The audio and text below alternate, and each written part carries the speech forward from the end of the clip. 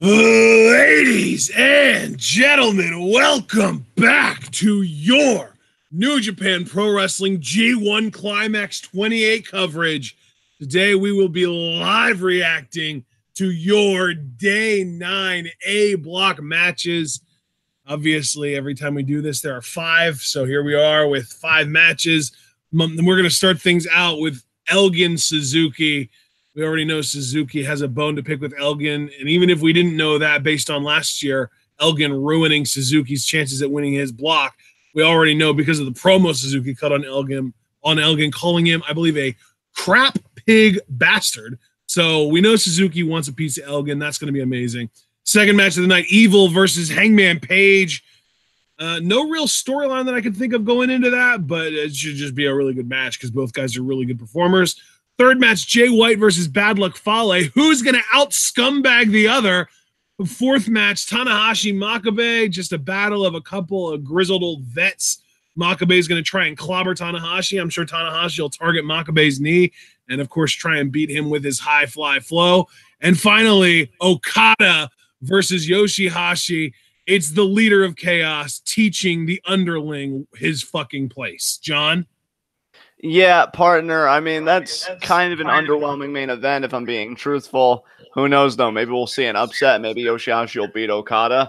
I'm actually most looking forward to this opener right here. Not just because Suzuki owes Elgin a little something for ruining his G1 Climax dreams last year, but because both of these guys have a record of 2-2. So one of these guys is going to move beyond 500, and one of these guys is going to descend below 500 at the end of this thing.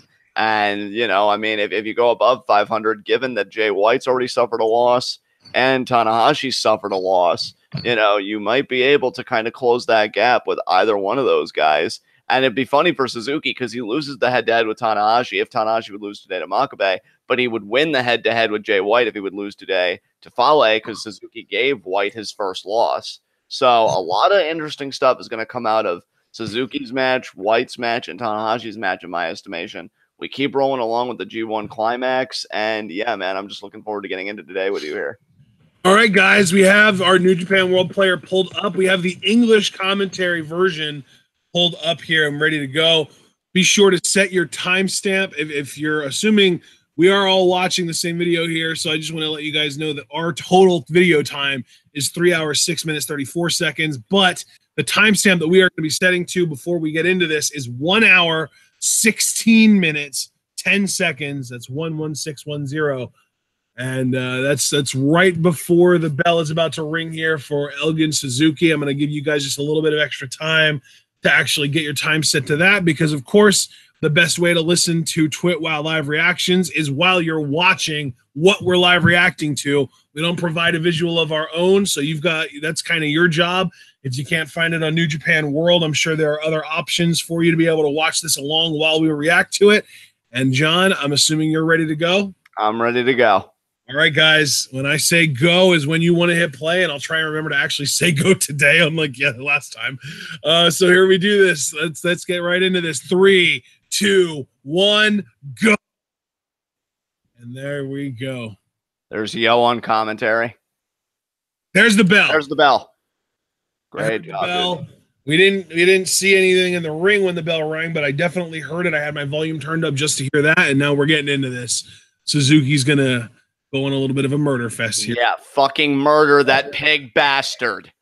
Hate Elgin's face. Crap pig bastard, John. Crap. Make his neck even shorter with that Gotch style pile driver. Yes. Drive it into the canvas. Leave an indent fucking in it. My God. Okay, I mean, you're maybe going a little bit too far. No, he's a piece of shit. Fuck Elgin. And Suzuki. Yeah, I'm not backing down today. I mean, normally I don't blame you. So I do want to go over our predictions for today, John. As far as your predictions go, you picked Suzuki, Evil, Fale, Makabe, and Okada. I picked Evil, Jay White, Suzuki, Tanahashi, and Okada. So we have slightly different predictions in that I picked Jay White over Fale and Tanahashi over Makabe, and you picked the opposite on those. But we did both pick Evil, Suzuki, and Okada all to win. So those 3 matches, we're going to be behind the same person for sure. I'm just glad we're both supporting Suzuki. I don't know if this friendship could have survived otherwise. Well, I mean, the thing is, even if I picked Elgin to win this match, I'd still be behind Suzuki to win it because I just break the arm off. And that's right. That's right. Because Suzuki is a million times the competitor that Elgin wishes to be in Japan. Wow, he just clubbed Suzuki there. Yeah, Elgin really is solid in the ring, but I don't know. I don't know. There's just a disconnect. James is here and he wants to die, so that's nice. Well, I mean, of course he does. It's James. It must be a day that ends in Y. But I'm looking for something else commonplace to occur, and that's Suzuki's dominance. This man has a wrestling education that's just incomparable. And Elgin, forearm to the face. Suzuki sure is letting Elgin get a lot of his shit in. What the hell? Hey, it's not how you start, it's how you finish. Oh, he blocked it. He blocked it. And now he uses that human meat shield. And what's he grabbing now? A chair. Chair. Nice. Yes. Fuck your sternum, bitch. Yes. And Desperado's carrying the ref away so he doesn't see it. I love this. Suzuki-gun working together perfectly and another chair shot to the back. That was for last year, you piece of shit. God, you could have had such an interesting block with Suzuki taking the B block, but Elgin was like, no, I don't want to. Oh, yes. Look at that. Bending the arm into the steel part of keeping the turnbuckles together. And now Elgin's like, oh, my arm. And you know Suzuki was trained by Fujiwara, so he knows how to apply that armbar better than just about anybody. Was Suzuki in the B block last year, or was he in the A block? I thought he was in the B block last year. Oh, okay. Oh, chair shot to the gut. Yes. Oh, my God. Look at this. He's doing like an abdominals. Oh, my God, with the chair. Brilliant. I love this man so much. How innovative. Sheer brilliance on Suzuki's part. I love it. And James asking why YOSHI-HASHI's in the main event instead of being executed, because life isn't fair, James. Life isn't fair. That's true. That's true. You know what? I hope Okada's watching this because I still can't wait for his matchup with Suzuki down the road. Those two always have classics. Meanwhile, for this, I'm just looking for a murder in the ring. That's all I'm really looking for. I'm a simple man. I mean, in or out of the ring. Either way, it doesn't really matter. Absolutely. Come on, oh, well, Suzuki even kind of messing with the ref a little bit. Oh, my arm. Yeah, nobody fucking cares, Elgin. I think there's a chance Suzuki might have literally just grabbed the ref's foot and pulled it out from underneath him. Yeah. Pretty sure he's just like, no, I don't want you to be counting. I want to win this match by punishing, not by, getting lucky. Hey, he hates Elgin, man. I mean, Suzuki pretty much hates everyone, but I feel like his hatred for Elgin is something special. Yeah, like Suzuki hates everyone, but he hates Gaijin especially. And Elgin even holds a special place in his cold, dark heart as someone that he hates even more than usual for even a Gaijin. And chops there with the good arm. Yeah, feed him more limbs there, Elgin. That's an intelligent position. Fucking what a forearm by Suzuki, and then a knee strike to the head and chest area. Oh, he's going back to the arm. Back to the arm. And this is a guy in Suzuki. I wonder if Suzuki is intentionally targeting the right arm to take Elgin's strong chops away, because Elgin was just throwing left arm chops, and they didn't seem to be nearly as effective as his usual chops. And Elgin's also pretty adept at throwing lariats and forearms with that right arm, and he might just be like painfully right-handed, like only. Like he's not as good with his left arm or left hand. I mean, and it's brilliant by Suzuki to take away somebody's dominant aspect. Yeah. And that I like there you see Mike threw that left punch, and now he's throwing left chops, but Suzuki is almost completely unaffected. You can still do stuff like that in Zagiri, but I don't know. I think it's a clever little strategy here by Suzuki to take away Elgin's right arm, because not only does that take away most of his most powerful strikes, but as you just saw there, it definitely dampens his power. And there's a power slam. But Elgin can't capitalize immediately. You notice he immediately goes back to favoring the arm. And you got to wonder how much Suzuki learned from the loss last year, because I don't remember him employing such a tactic last year. Then again, the match was so long ago that maybe that's more on me than on what Suzuki did or didn't do. But regardless, at this moment in time, this is a brilliant stratagem being employed by Minoru Suzuki. And now jumping forearm there, but with the bad arm. And again, Elgin has to take those few moments to acknowledge the pain and work through it. Scoop slam. Yeah, fuck you. And you know what? I bet you, because like as somebody who is painful hand only, I can already tell you that if I had to do like a rhythm-based move like that forearm, where we were required to like get a little bit of momentum and then jump a little bit and kind of lean your body into it, I probably wouldn't be able to translate that to my left arm easily. So I would probably do what Elgin did too and just throw the right arm and bear the pain. And now he's doing left arm lariats into the corner because, again, his right arm is basically useless at this point. It's not completely useless, but it's damn close. Gotta wonder if that. Oh, Falcon there. Notice though, he didn't keep Suzuki up because of that right arm. Only a 2 count. Got out there by Suzuki. I'll tell you, at 50 years old, this man is just as adept as a lot of competitors today in their prime or even just starting out. I mean, Suzuki's still competing at a level that most people would envy. I think Suzuki's had the kind of normally he does alternating lariats here, but he's only throwing left arm lariats here. Yeah, look how weak they are. And Suzuki's going to get a boot up. Yes. Elgin did catch it. Man, fuck you, Elgin. Yes. Yes. Knee. That knee caught Elgin right under the chin. Abuse him. He doesn't deserve to feel safe. Yes. Yes. Snapmare. PK. Connected. Yes. He's going for the pin. 1, 2. I'm surprised he even went for the pin there, honestly. Hey, Suzuki. Oh, he's going after the left arm now, too. What? Hey, you know, James Ellsworth used to say, man, with 2 hands is a fighting chance, but if you can't even use them, I was going to say, yeah, how about a man with 0 hands, or at least 0 functioning hands? Yeah. Back to the right arm. Maybe that's what he was really secretly doing. He didn't have access to Elgin's right arm, so he focused on the left till he rolled over. Yeah, Elgin, my God. Trying to get that cross arm breaker. If you could just get the foot in between the arms and try and break the grip that way, that might be... Oh, my God, he's bending the fingers. Yep. God, look at me giving submission advice to the master. I guess my hubris showed a little bit there. But oh, my God, the leg over the face. Yes. Well, he had it, but Elgin got his feet on the ropes. Oh, my God, Elgin, I fucking hate your existence so much. Wow. We're getting to the point where it's visceral at this point. Damn right it is. Paul William Gregory, Minoru, don't disturb Granddad when he's talking about the war. Suzuki thrills me to the core. Yeah, that's actually an amazing description of him. And Suzuki, another kick to the arm. And look at these left-hand jabs. I'm still going to try. Never try. Elgin's looking at him like, really? Is that seriously all you've got right now? Yeah, and he's smiling at him. Because he's realizing that Elgin's helpless. Helpless individuals are Suzuki's favorite.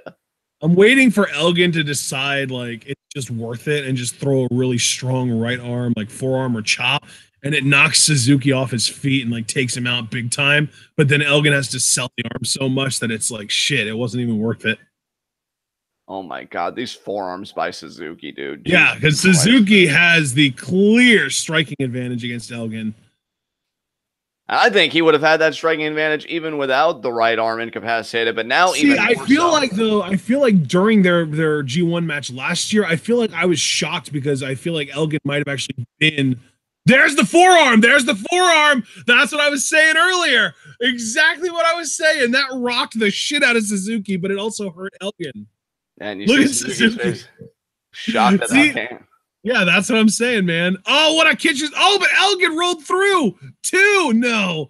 Damn. Now Elgin going for the left arm again, but Suzuki doesn't give a shit. He's going for the Kimura on the left arm. Oh, but Elgin, German.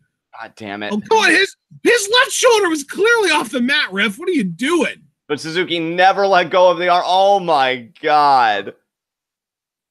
Oh, my God. Oh, seated Fujiwara almost back into the cross arm breaker. See, now his shoulders are almost down. Now Elgin's going for a power bomb. And oh, he got it. Damn. But again, it took its toll on the arm. Come on, Suzuki. Come on.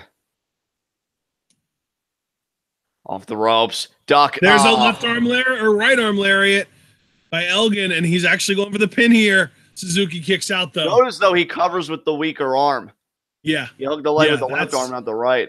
This match has actually had genuinely good storytelling on behalf of Elgin. I actually do want to just kind of point that out and say, oh, absolutely, absolutely, doing great here. I admire, or I appreciate, I should say, his commitment to really selling it.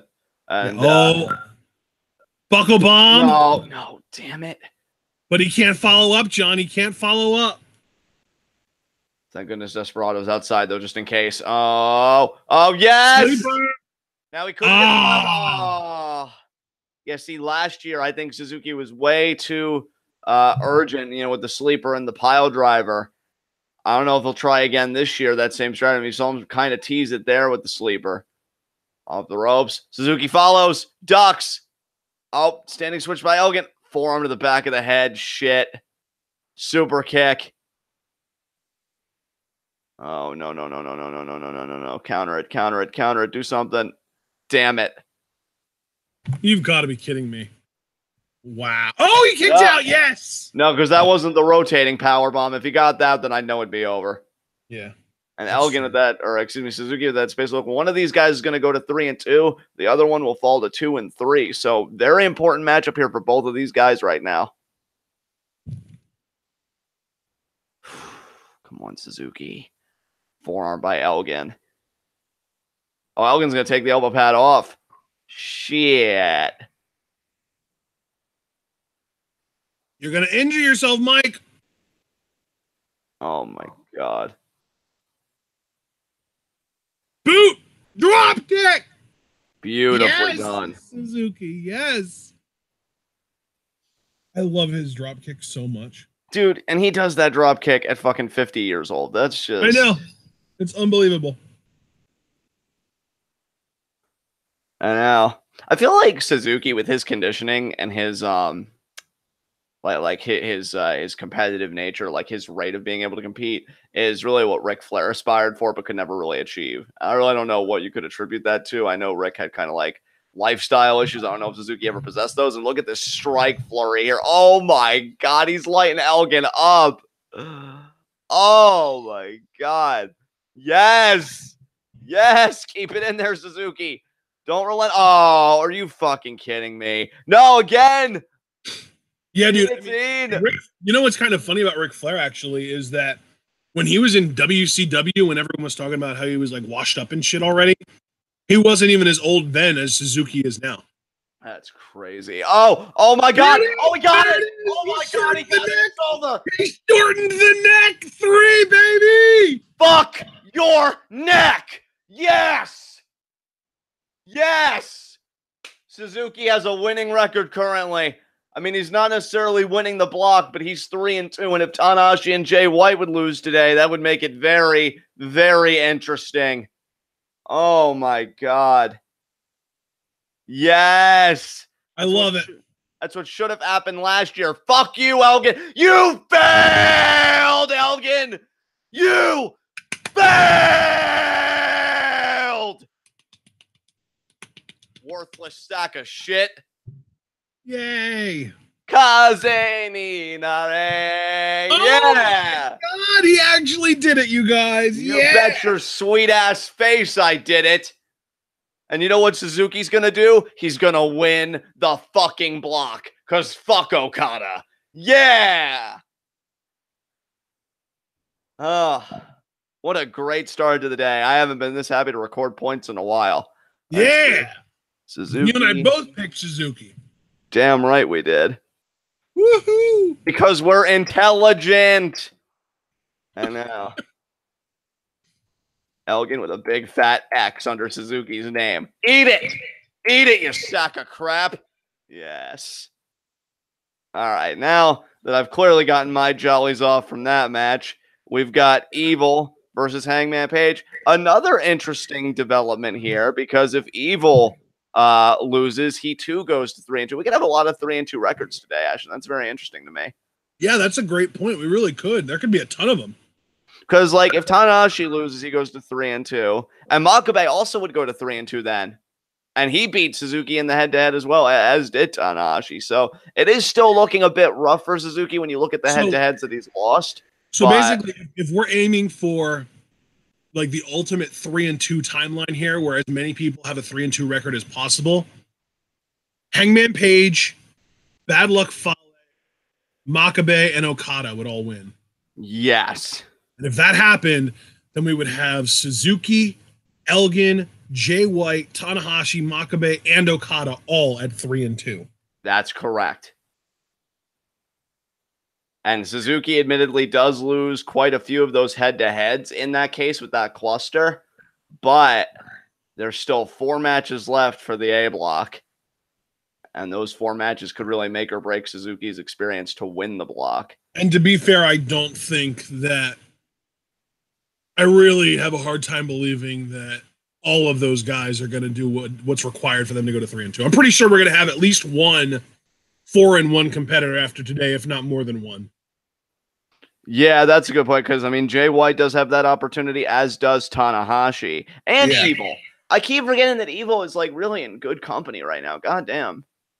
Look at you, Evil, living your best life. Yeah, and really, I mean, as far as records go, Evil and Jay White have a better chance at going 4-1 than Tanahashi, because their opponents tonight are 1-3, whereas Tanahashi's opponent is 2-2.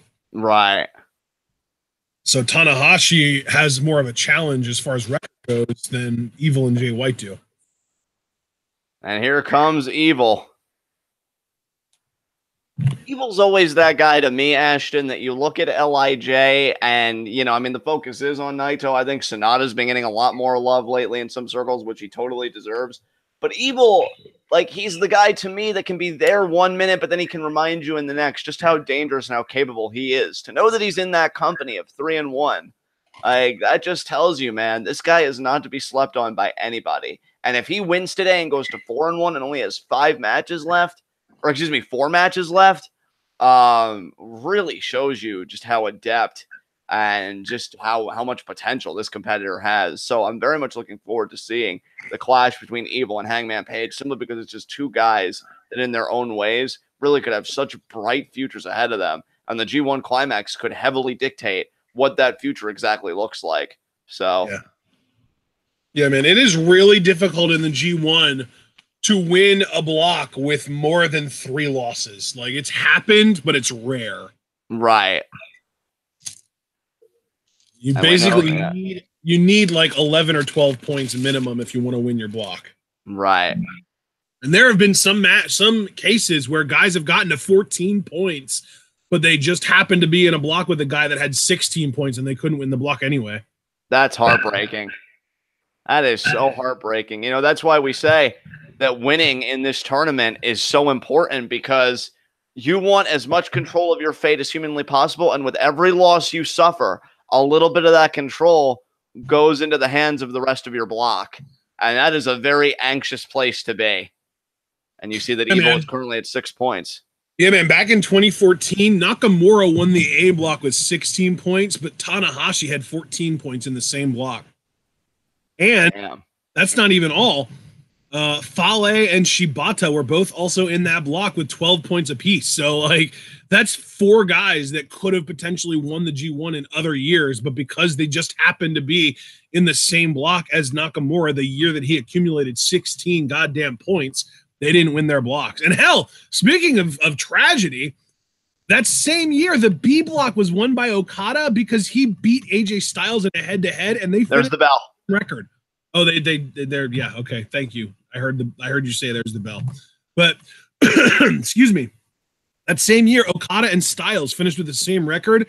So because Okada won the head-to-head, Okada won the block. 16 points apiece, though, dude. AJ Styles lost a B block despite having 16 points. How insane is that? That's crazy, dude. And I'm so glad you're like giving us this history lesson, because it shows you the precariousness that everybody kind of suffers from in their block. Because, I mean, you could be winning and winning and winning, but even one loss could be enough to really completely derail your aspirations to win the G1 Climax, and more importantly, go to Wrestle Kingdom for the IWGP Heavyweight Championship, a prize that all 20 of these competitors, you know, 10 in the A block, 10 in the B block, are all vying for. And I mean, hell, you know, we already kind of have an idea in our minds what the final's going to be. But what I love about the G1 is that, you know, always expect the unexpected.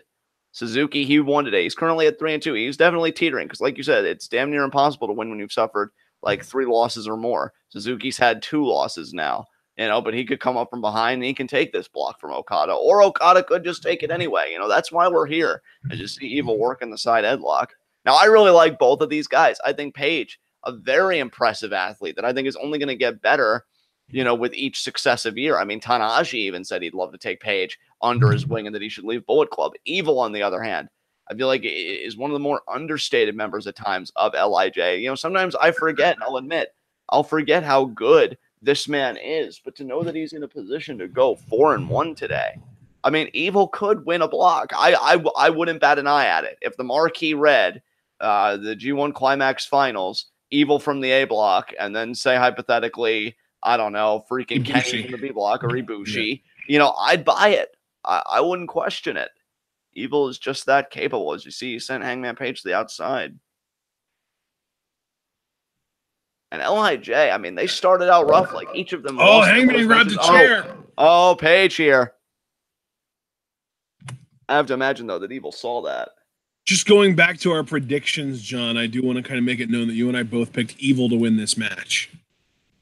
So we both thought that he'd go to 4-1, and that's possible.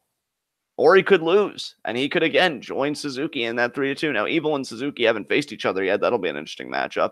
And boot to the face there. I Hangman Page to Evil with the chair. And now, referee trying to get some order here. Who in the A block kind of intrigues you the most as far as their standing and their potential for the remainder of the tournament? Is it a guy like Evil, or who are you looking at? Because I'm sizing up just about everybody. It's got to be Jay White, man. I didn't expect him to do this well coming in, and really his 3 wins over the likes of Okada, Tanahashi, and Elgin have been 3 of the most impressive wins in the tournament, I think, so far. And really, when you look at the quality of Jay White's loss, he lost to a man like Suzuki, who we've said is like one of the best in Japanese wrestling history, and really all of wrestling history in general, in my mind. A guy that's just as devious as Jay White. Like no shame in losing to a guy like Suzuki by dirty. Well, and hey, maybe that's what it takes, man. Maybe that's what it takes. Oh, and look at this pump handle suplex, beautiful. Tell you, Hangman Page is so good in there. Yeah, he really is. I mean, this is a guy that in a few years we may be talking about him being the guy that's going to win a block. Oh, chop there to Evil.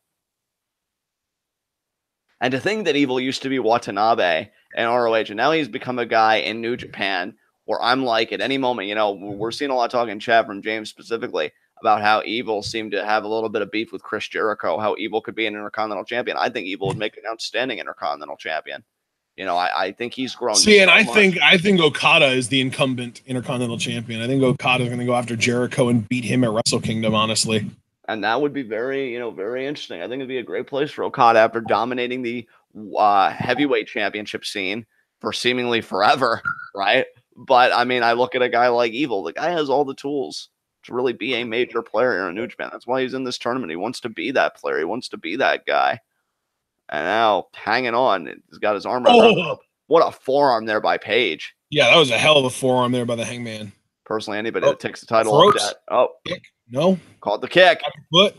Well, I'm surprised he didn't throw the foot over to the referee and then super kick Hangman in the midsection. Oh, missed the senton, though. See, that's the thing about when you're in the ring. It's not just the offense you execute. It's the offense you miss that's just as crucial and critical. And Page knows that. And now Evil doing damage to himself in that back that Page could exploit. Oh, look at that slap there. Page very aggressive. Damn, Hangman. Toying with him. That's not cool. I mean, again, Page is he's all about that Bullet Club tactics and, well, specifically Bullet Club Elite.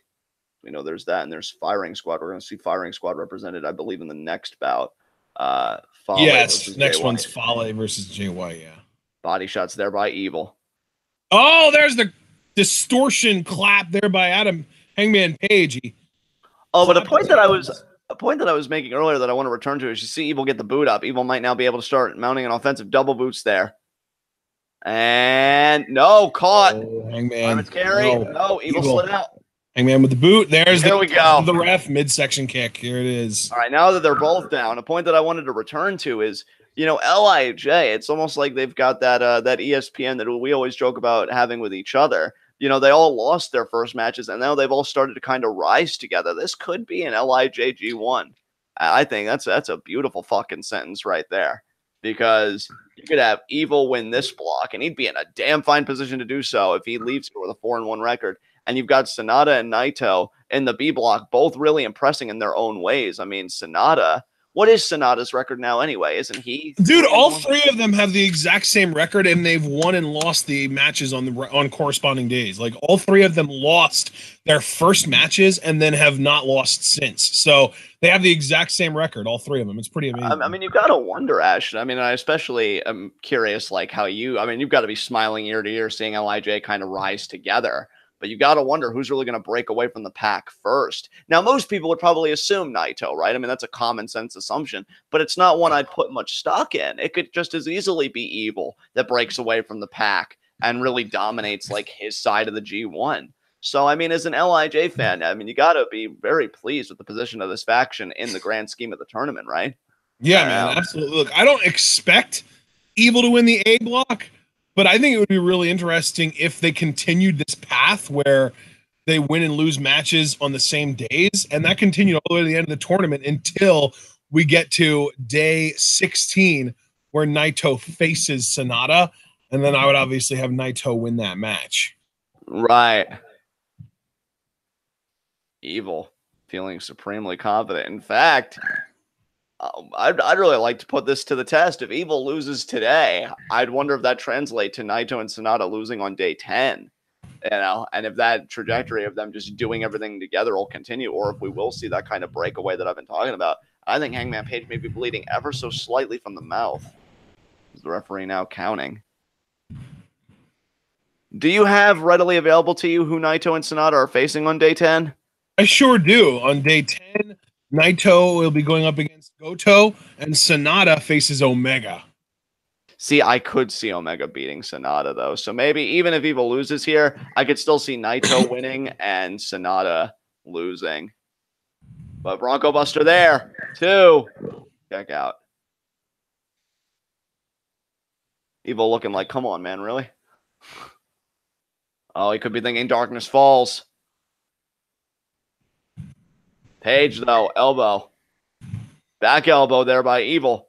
Rings the wrist around. Page tried to get the boot up. Discus, no. Page, what a drop kick in the corner. That was a beautiful drop kick. German, what a bridge. See the effort it took to lift Evil? I mean, Evil does have a bit of a size advantage, right? When you look at the I think Evil is right around like the 240, 245 range, somewhere in there. Damn. So, I mean, Hangman is probably around 210. So that's pretty significant weight size advantage there for Evil. Now Page pulling himself up. Gonna go after Evil here. Oh, wow. Kind of kicking Evil out of the ring. Yeah. It's gonna be that shooting star headbutt that we love. No, he's taking the moonsault. Triangle moonsault attempt here. Is Evil going to allow it? I don't know. I know Evil's kind of staggering. Going all the way up top. Beautiful. He got it. It's a shame he only really connected with Evil's right arm, but still some damage is better than none. You can see Evil favoring that right arm. Yeah. The form, too. Like, the form of that moonsault was gorgeous. You know, I know it would be a dick thing to do, but I'd love for just a counter for somebody to just walk off. Like, oh, wow, that looks really precarious. Let me just take 2 steps to the right and avoid that, huh? And now, Page, you're back in the ring. You got to time it right, though, because if you only take 1 step to the right by the time they land, you're getting full body-on-body contact. Yeah.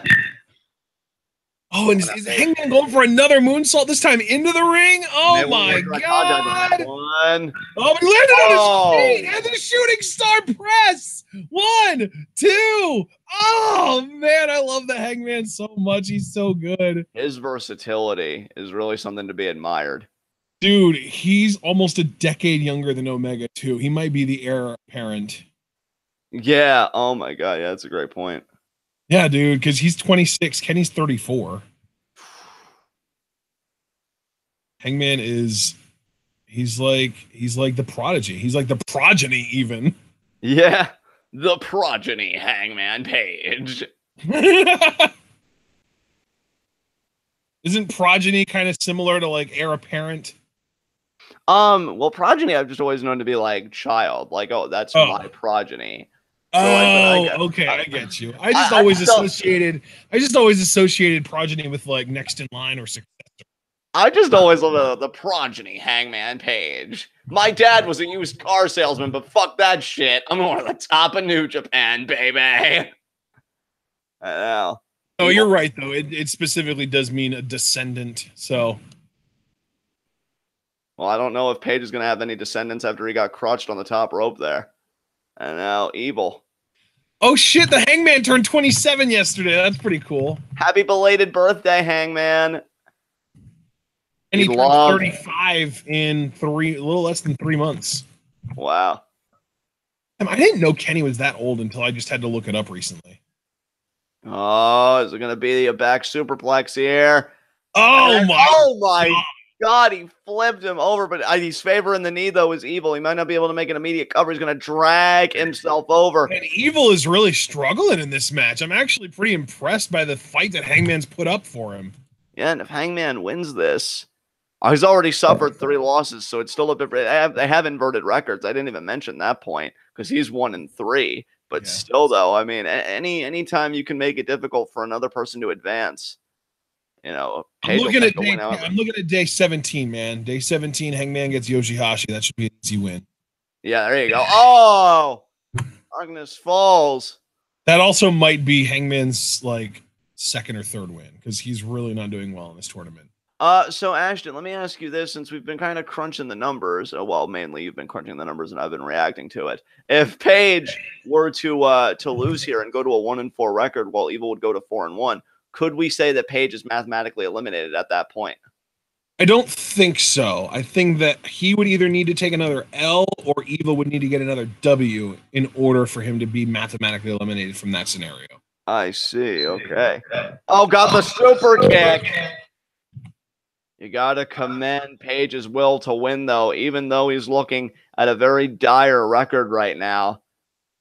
That doesn't permit him to just come in and lay down and die. He's going to fight for any win that he can get. Page now crawling. My God, what these two men have given us for Evil. Although I will say, I think that if Tanahashi also wins, so if Evil and Tanahashi both go to 4-1, that might mathematically eliminate Hangman Page. Unless then they would go to a draw in their match, but that's so unlikely. And Page trying to fire. Oh my God! If those guys are both 4-1 and Page is 1-4, then they both have a head-to-head advantage over Page. So if they would finish with the same record, either of them would win over Page, and they face each other. So one of them would have to walk away with a win from that, right? Right. Now Page lands on his feet. I keep calling him. Yeah. Page is part of his name in New Jersey. Oh, buckshot lariat! And he got it. 2? No. That was close, but no. This match has been Dude, I actually just realized we haven't actually seen Hangman Page hit the rite of passage at all in this tournament so far. Really? Because his only win was by DQ'd, remember? Oh, yeah, that's right. Shit. Yeah, so he hasn't actually hit his big finish at all yet in this tournament. Oh, he's looking to here. I mean, he might have hit it in one of the tag matches that you and I just didn't watch, but in singles matches, he hasn't been able to use it. He's gone for it multiple times, like he's going for it here, but he hasn't been able to hit it. Is it going to be the back slot? No. Whoa. Oh, sweet. No. Hangman Dragon. No. Hey. Oh, my God. Headbutt from Evil. Oh, what a headbutt there. Oh, it's going to be a lariat. What a lariat. God. That's not going to do it, though. 1, 2, and Hangman kicks out.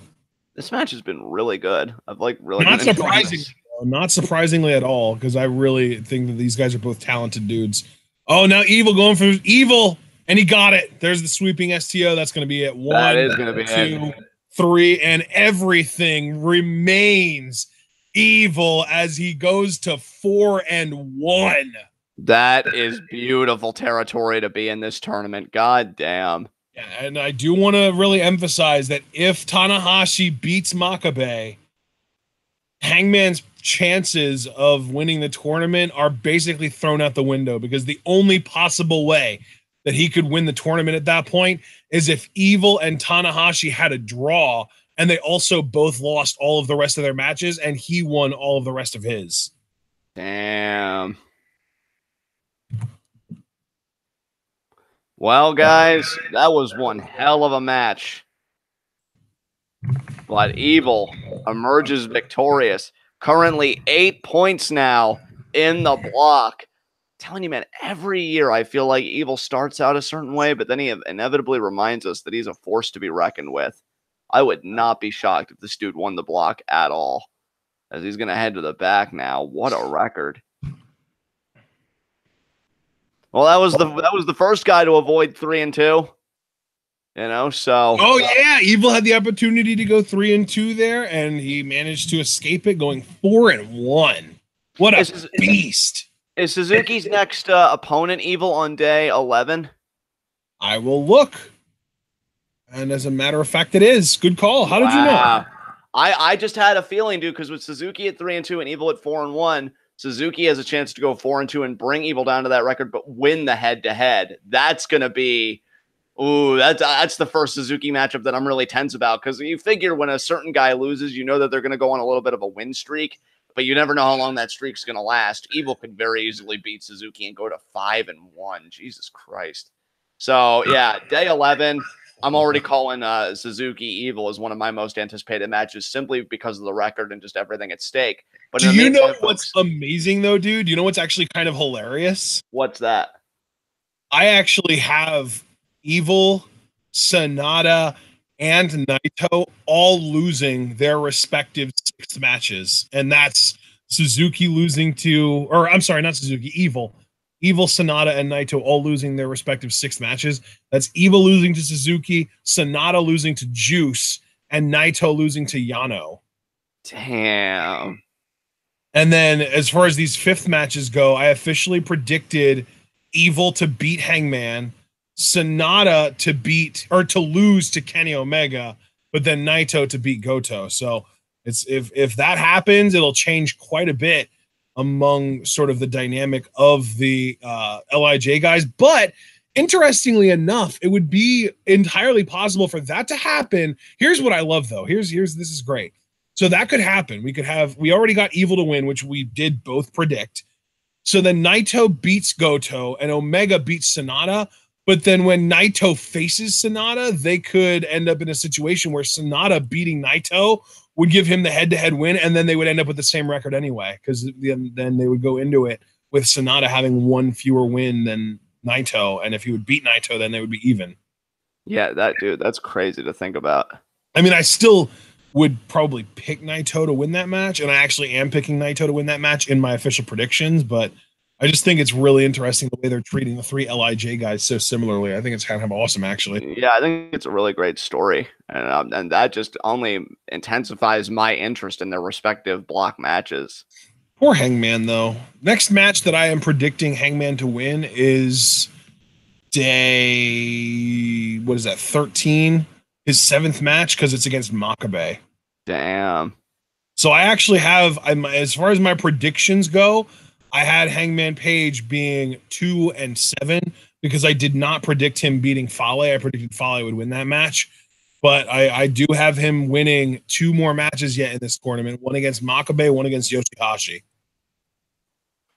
And now we've got the arrival here of Knife Pervert.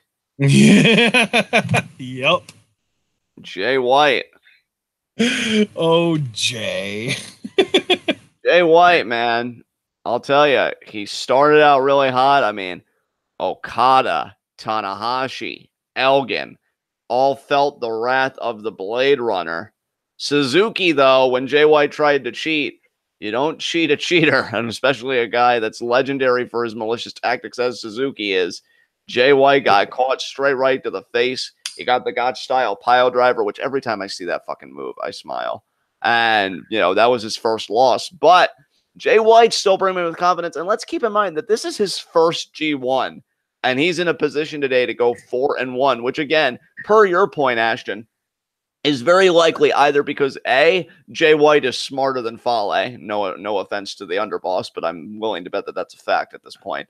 And B, even if Jay White's tactics weren't going to work, really, if I'm going against the firing squad or a representative of the firing squad more pointedly, I'm just waiting for them to beat themselves, because sooner or later they're going to throw the match away on some. Well, you know what, though? The thing is, they don't really throw the match away until they feel like they're in danger of losing it already.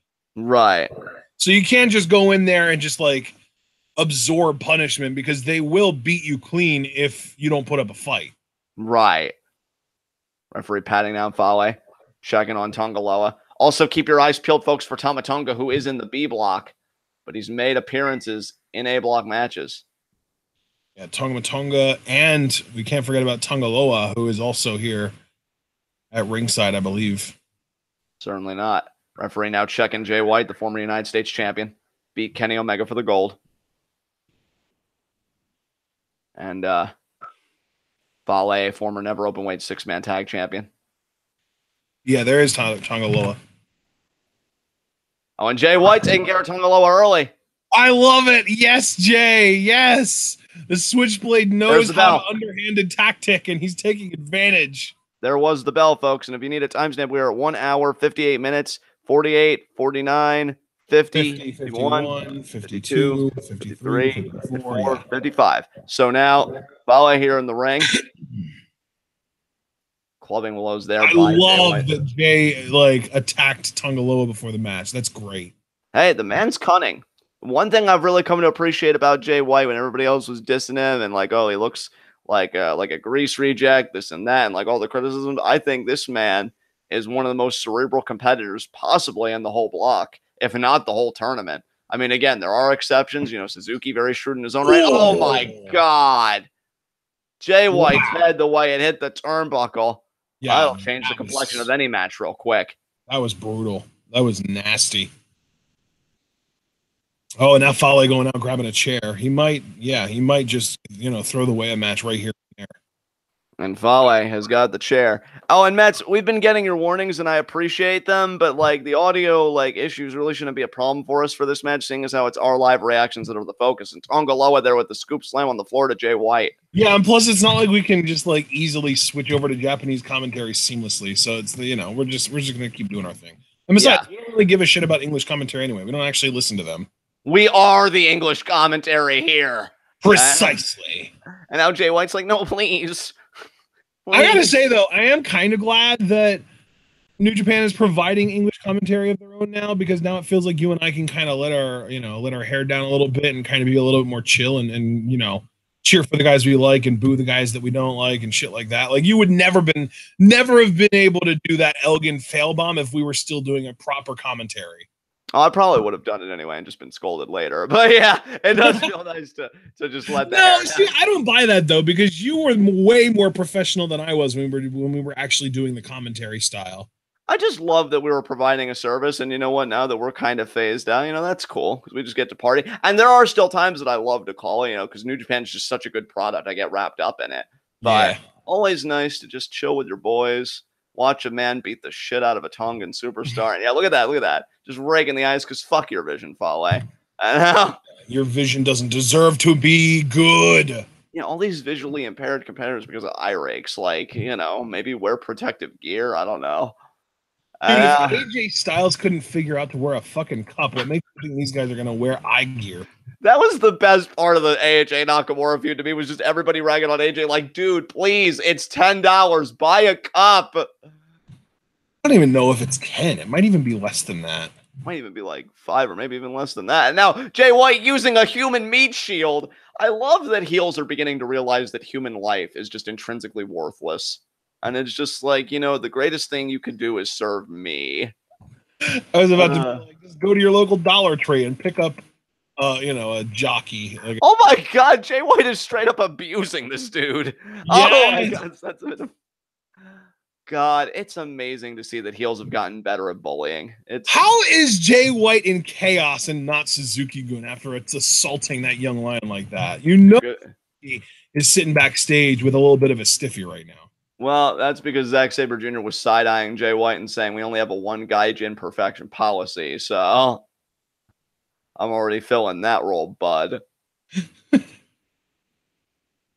now Tonga Loa's like, hey, man, he's cheating. We're supposed to do that. Shut up, Tonga Loa. Now Fale. Now he's sending Jay White into the chairs. You know, honestly, I know we rarely get draws in this tournament unless the two performers are of elite caliber. I would not mind if this went to a draw simply because both of these guys were just content to kill each other. Yeah, like, double count out. Yeah, I'll tell you, man, Jay White would love to get to 4-1 and just stay at pace with Evil. And really, the beautiful thing for Jay White, because I don't think he's faced Evil yet. In fact, no, he hasn't, because he's only faced Tanahashi, Okada, Elgin, and Suzuki. I know. So Jay White will be facing Evil on the final day of the A block, day 17. That could determine the block, dude. We don't know. And that could be very significant. That's possible, yeah. I mean, everyone's expecting Tanahashi Okada to determine the block, and I still do believe that. But it could definitely come down to Jay White Evil. Those two guys right now are two of the guys that are up there with Tanahashi as far as having the best records go. I mean, Evil technically is ahead of Tanahashi right now because Evil's been, 5 matches in and he's a solid 4-1. Whereas if you look at Tanahashi at 3-1, if a guy hasn't wrestled a match yet, I just kind of cut it in half and say he's 3.5 and 1.5. So he still doesn't have as good of a record as Evil yet.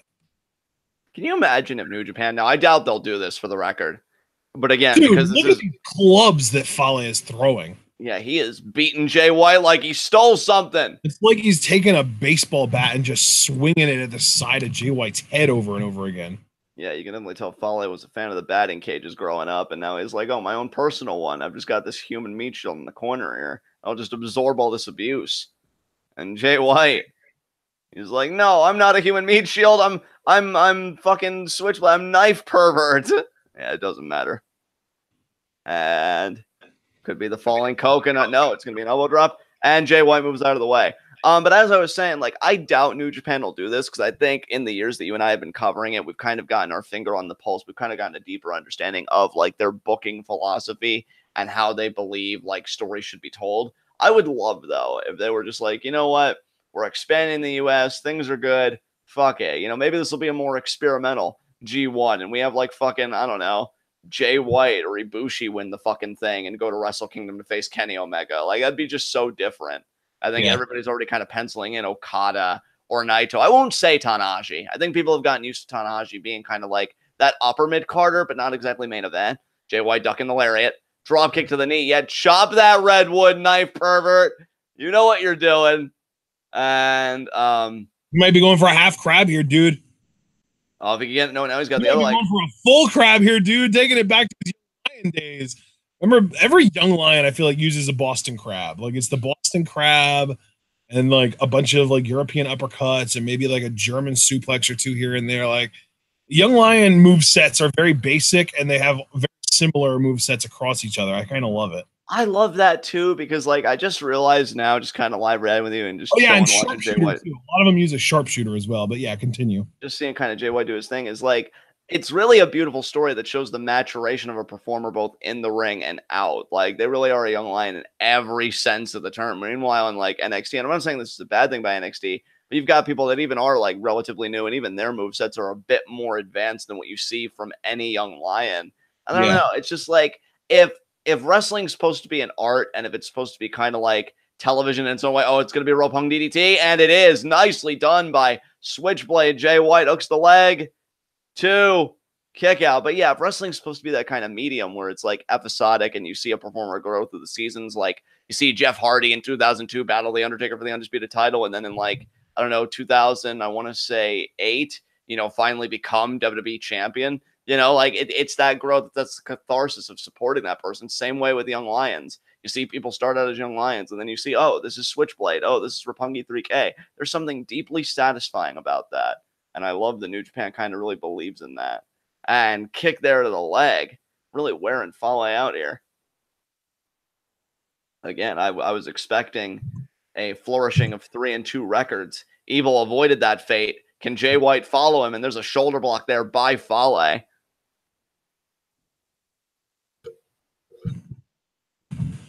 I do definitely agree with you, though. I like that it feels like young lions really have to earn their spot and in the process kind of earn their own identities as well. Yeah, dude, perfect. I couldn't have articulated it better. Falling coconut there. 1, 2, and Jay. Dude, he did not kick out of that. I know the referee's only going to count that as 2, but Jay White straight up did not get his shoulders off the mat before the 3. Well, either way, Fale with eyes to finish. Could be the bad luck fall. He gets this. Jay White's going to... No. He's fighting. He's going to get out of it. He got out of it. Oh, and now he's thinking, German? Are you serious, Jay? What are you thinking? Jay White grossly overestimating his abilities as Fale backs him up into the corner. Charging? No. Drop toe hold sent Fale into the turnbuckle, and now what is he going to do? Back suplex. Drive. Very nice. Now Jay White. His confidence is growing. Throat slit there. Is he thinking Blade Runner already? And I think he could hit this. In before Fale throws him at the ref. Oh, God. Or a Tongan hand grenade. No. Nope. Oh, and Jay White driving Fale into the referee, but that services both him and the firing squad. Yeah, but now Tonga Loa is going to come in. Yeah, that was not a great decision, Jay. I don't think anyone in Chaos is going to come out and help you, brother. Yeah, they don't really give a shit about you. I think they're more you're like the black sheep of the Chaos stable, honestly. Oh my God, delay back suplex there by Tonga Loa. Oh man, this is not good for Jay White. I mean, you can't help but think that he deserves this on some level, but oh God, chair shot to the wait. What? What's Tama Tonga staring at? Oh, wait a minute. I was gonna gun stun him onto the chair. And no. Jay White avoiding his fate. Oh my God. Oh my God, he just obliterated Tonga Loa. Oh, low blow. Oh, yes, Jay, yes. I'll out cheat all of you motherfuckers, and he's laughing. I don't need chaos. I am the chaos. I guarantee you he's about to win via DQ. I guarantee it. Oh, son. Oh, no, you know what? I don't see a ref, though. Maybe not. God. They're not recovered yet. Jay White's smugness gives me life. That's so good, dude, right? And bad luck. Fale's about to win this thing, too. Yeah, Fale's about to win. There it is. Oh, there's the bad luck there. Or the falling. Wait, yeah, the bad luck fall. There's the ref, and that's going to be it. All right. Jay White joins Suzuki in 3 and 2, and Suzuki does win that head-to-head. And that was my first incorrect prediction of the day. I had Jay winning that. Damn. We both had Jay winning that, though, didn't we? No, you had Fale. Damn. You're 3-0 today so far, brother. Holy shit. Yeah, how about that? I mean, I'm so used to doing like shit, I don't even bother to ask my record because I just assume, well, it's going to be another shitty day for me anyway, so that's kind of nice. You're 3-0 so far today. I mean, you're below 500 on the whole, but today you're doing well. You're really kind of making up for, previous days. Yeah, there you go. Like so far today, I'm 2-1, and my overall record, I think, is like 24-19. Yeah, dude, you're still doing very well in my mind. Let's see, White and Fale, put an X there. That's like if you're in the NFL and you go 9-7. That's my record right now. It's basically an NFL 9-7. Right. Mets dropping a fail bomb there on Jay White. I won't, simply because he's such a scumbag, and he's very talented. I feel like Jay White, things are really starting to click. I think it was kind of a late start, because I know they gave him a lot early with the Wrestle Kingdom match with Tanahashi and this and that. But ever since he had that match with Juice for the U.S. title that he lost, and really just this whole G1 Climax run, I've really begun to appreciate what Jay White does in there. Like, I think he's finally really turning that corner with me. And now we've got Tanahashi versus Makabe, which might as well be the main event because I refuse to acknowledge YOSHI-HASHI being in the main event. So there you go. So we've got Suzuki and Jay White at 3 and 2. We've got Evil at 4 and 1. Will Tanahashi join Evil? or will he join Jay White and Suzuki? Tanahashi loses the head-to-head with Jay White, but he wins it against Suzuki. Meanwhile, Suzuki beats Jay White in the head-to-head, so you've already got like a convoluted kind of situation if Tanahashi joins that cluster. Or he can join the rarefied air of evil, you know, with 4-1, and then they could just decide it amongst themselves when they have their matchup. And Makabe coming out first.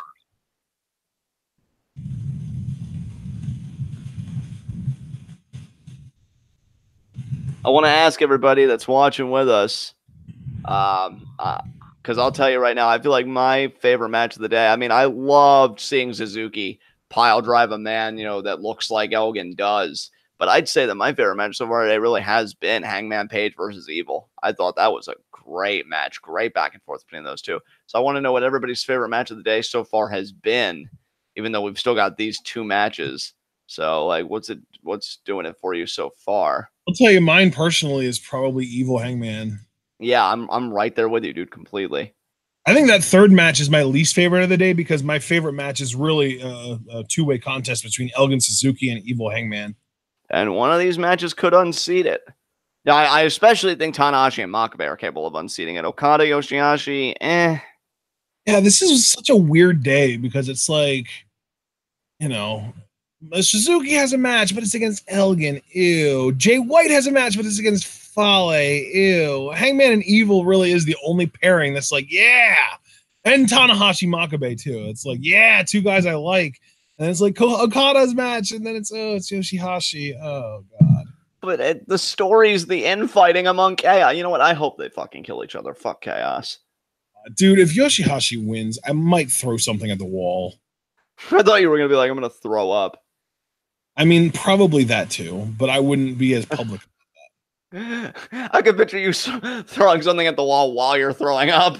Like, no, I am going to do both to express my frustration with this existence. Yeah, it's like...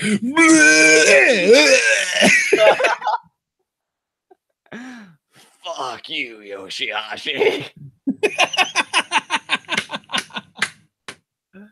Oh my god. The good Hashi is here though. Tanahashi. Yeah, I can't wait for Makabe to beat the shit out of him. The other good Hashi is in the hospital. Damn. Oh god, yeah.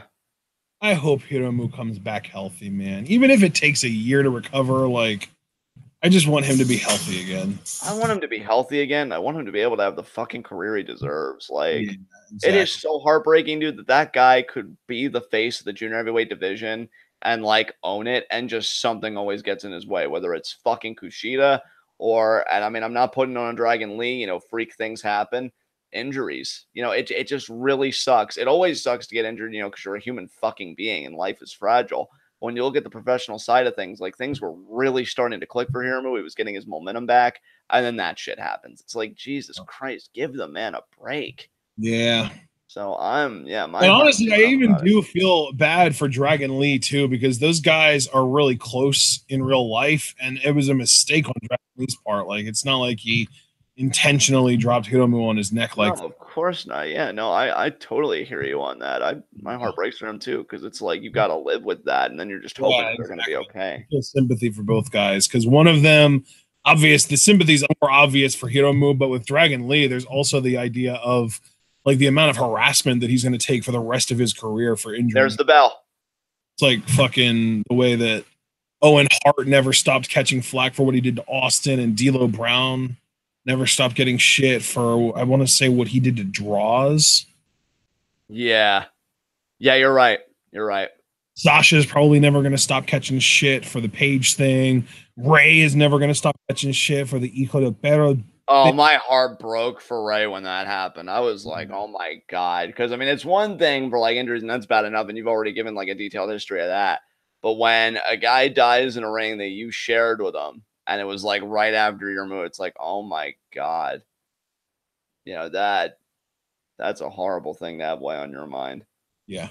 And I just think of somebody, like, you know how my mind works. I get anxious over everything. Like, if that was on my hands, I don't even think I could function. So credit to all those people for being able to carry on, you know, and have at least the healthiest life that they can. Because it's, you know, there's hell, no even Joe still catches shit for TJ. Yeah.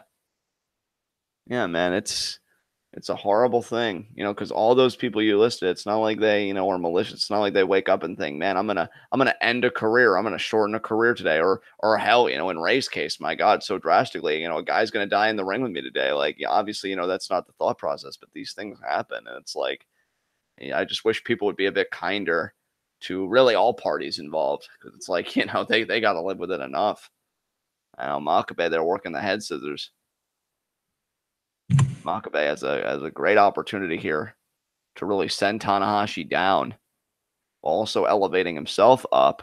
Because really, that's the thing too. On Makabe's side of things, you know, if he beats Tanahashi, not only does he win the head-to-head, which is huge, and he would also win the head-to-head against Suzuki, by the way.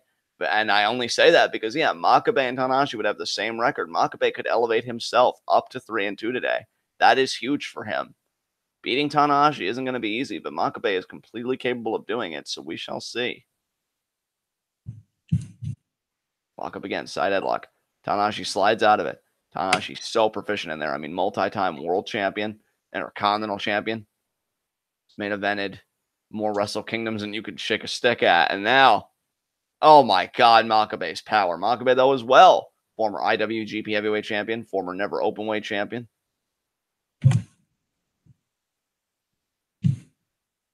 Oh, dear God, Irish Whip.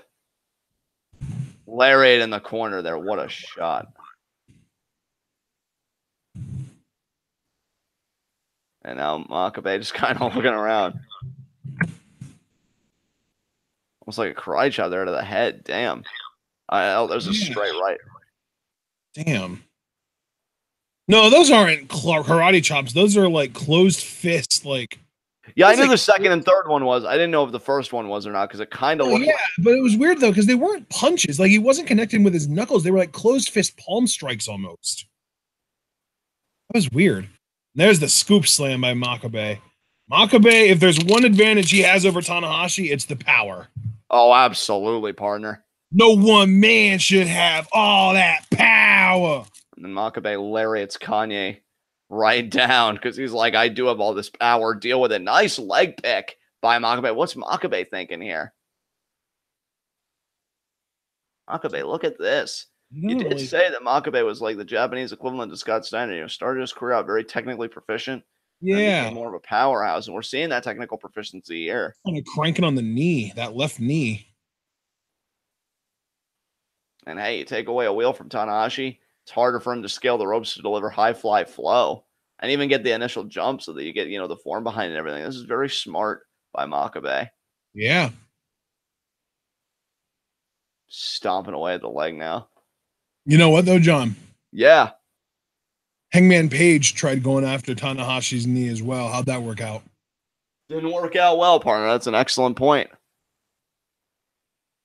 The thing is, though, the only counter argument I have to that is Makabe, and you said it yourself earlier in the night, him and Tanahashi both are grizzled vets. Page isn't quite there yet. He will be there one day, but Makabe does have an experience advantage over Page. And now look at that leg scissor around the ankle. And now Tanahashi gets to the ropes. Makabe breaks the hold. Stomp on Tanahashi there. Body shot. Body shot. Oh my God, what a form to the face. Tanahashi rocked there. So you know about how old Tanahashi is, right? Isn't Tanahashi like 41? Yeah, exactly. Would you want to venture a guess at how old Makabe is? 44? Close, 45. Damn. Oh, springboard cross body there from Tanahashi. Tanahashi. Not going to be denied. He wants to go to 4-1. He wants to join evil here. Kick. And nice forearm there. I mean, that would be one hell of a Wrestle Kingdom hairdo right now. I don't know if this is new or if he's changed it or if it's just been this way and I'm only just now noticing, but I'm really digging Tanahashi's hairdo today. Absolutely. And now it's going to be the senton here. Yep. I love the pose. And there it is. You imagine. 1, 2. Nope. That was barely even a 2 count, brother. You know, Tanahashi the last few years hasn't been the main event of Wrestle Kingdom. Can you imagine if he would get back there? Wrestle Kingdom 13, Tanahashi versus Omega for the world. That has a nice ring to it. I think Tanahashi would agree. He'd love to get back to that main event. And interestingly, too, they've been kept apart for so long because I feel like Tanahashi was so caught up in his rivalry with Naito, and Omega then was obviously working with Okada so much that the Tanahashi and Omega really haven't touched. If I can't think of any matches that they've had over the last couple of years, at least. I can't either. Lariat in the corner there. Hell, they were even in different blocks last year. Yeah, Tanahashi and Omega is a very fresh matchup because I can't even recollect when those guys have grappled with each other. And now it could be the Northern Lights here from Makabe, which is why I say it could be a fascinating Wrestle Kingdom 13 main event. 2. Tanahashi's got to win the block first, something that we know he's capable of doing, partner. He's done it before. Makabe now, winding up the arm for the lariat. Tanahashi. Oh, waist lock. I was about to say, though, you know, the only reason that I wouldn't buy Tanahashi winning the G1 is because of how recently he had a title shot and failed. That is an excellent point. Lariat there. Damn, Makabe, you strong. And now Makabe going to pick up Tanahashi. Makabe's a beast, man. Oh, and now Makabe thinking, is he thinking powerbomb or is he thinking pile driver, brother? I'm not even sure right now. Oh, isolating the leg. Dragon screw there. Off the ropes. Power slam. Wow, Makabe. That was powerful. Oh, and now Mets saying new beginning in Niigata 2016 for the vacated IWGP IC title is the only one-on-one match between Tanahashi and Omega won that match. Yeah, I do remember that because Nakamura had to relinquish the IC title because he went to WWE. Yeah, damn. Forearm there. Forearm by Makabe to Tanahashi. Forearm Tanahashi to Makabe. It's a slugfest here. That was really the beginning of Kenny Omega's ascent to the top because he won the IC title. I think that was at the very end of January that year. And then he would drop it by G1, and then he would go on to win G1. So that was a big year for Kenny. And, oh my God, what a shot by Makabe. Oh, Tanahashi got clobbered there. Jesus. Oh, now Makabe, what a lariat. Good Lord, Makabe. Flipping off Tanahashi. Nice. Strike there to the face. Oh, lariat by Makabe. Oh, my God. And Makabe now, oh, my God, the expression change. Makabe now. Got Tanahashi by the hair. And powerbomb. But only a 2 count. Makabe now kind of mouthing with the ref, but he can't allow himself to get frustrated. Makabe has to remain focused here. And, oh, what a lariat there. Lord, he's not even content. He just keeps dishing out punishment, man. Well, he just wants to soften Tanahashi up. You know, both of their finishing blows require them to go to that high-rent district. You know, Tanahashi, of course, the high fly flow. For Makabe, the King Kong knee drop. And what's great about both maneuvers is that they can hit them both from the opponent's standing position and, you know, grounded position. Lariat to the back of the head there. Oh, man, Makabe with eyes to finish. This could be big. Makabe thinking cheat code. If he gets it here, oh my God. There's one. Oh, Tanahashi there with the elbows. Elbows fighting out of it. Oh, no. Makabe's going to throw a German here. Oh, shit. Tanahashi trying to hang on. Oh, there's a Colby blow, and again. Oh, my God. Again, head first into that ring post. Tanahashi still trying to remain conscious again with these elbows here. Oh, my God. And again. Is this going to happen a second time now? I think it might. Oh, Tanahashi pivoting. Oh, is he going to catch Tanahashi with a belly-to-belly? Yes, he is. He is. What a belly-to-belly there. And Makabe saying, oh, look screw at it. Position, John. He's in perfect position for the King Kong knee drop. I think Tanahashi's going to move out of the way. Yeah, he did. I was not expecting him to move out of the way, honestly. I thought that Makabe had it. Oh, but he's right there. Makabe might have missed the knee drop, but he still landed softly enough. There's a blade, though, from Tanahashi. Still only one. Not even a 1 count. Oh, my God. And Tanahashi, though, you can see the expression changing himself. He's probably thinking the first high fly flow of the match. Is he going to be able to put this away so quickly? I don't know how I feel about that. High fly flow there. Makabe has to get the knees up or move out of the way if he wants to stay in this thing. That was like a high fly flow cross body, even. Or Tanahashi's going to move up to 4-1. Can Makabe? Makabe, you got to get your knees up, man. He doesn't. No, that's going to be it. 2, 3. Tanahashi, 4-1. And that might as well just cross Hangman Page off of the list of potential winners of the A block right there. Damn. So can we call it that Page is mathematically eliminated? Only if Evil and Tanahashi go to a draw. That's his only chance. Wow. If Tanahashi and Evil, if either one of those guys wins the match that they have against each other, basically if either one of them wins a match at any point for the rest of this tournament, or if Hangman Page loses one more match, it's over. And Tanahashi and Evil face each other on day 11 or 13. 13 it is, on day 13. So there's a really, really, really good chance that one of them is going to win the match they have against each other. But if it does go to a draw, it's technically still possible, I think, for Hangman to win. Well, then I'm not going to X him out just yet since there is a backdoor, but I'm really tempted to. But I'm going to leave it alone. I did record these results. Tanahashi rolls on. He wants that second match with Kenny Omega. Yeah, because Evil and Tanahashi both have to lose the rest of their matches, and they have to draw against each other.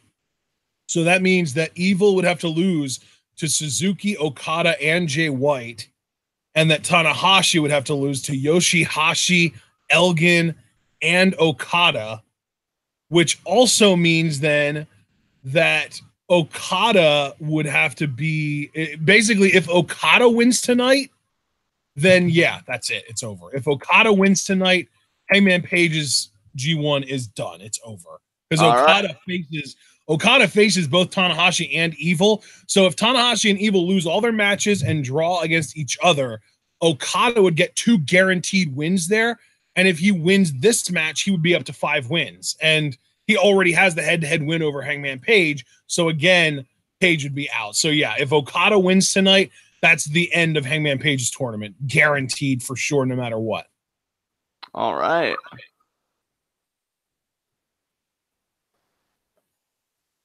And now we go to our main event. I mean, Tanahashi is and I mean, it's also worth noting that that would probably be the end of YOSHI-HASHI's tournament as well. Right. Because then, I mean, YOSHI-HASHI, you know, it's pretty much the same situation. Because, you know, Okada would be, you know, YOSHI-HASHI, though, I think he would technically maybe be able to win. I don't know, dude. I don't know. No, there's no way. Because, well, oh, shit. This is really difficult to figure out. I think YOSHI-HASHI would need to beat Tanahashi. And then he would need Tanahashi to beat Okada.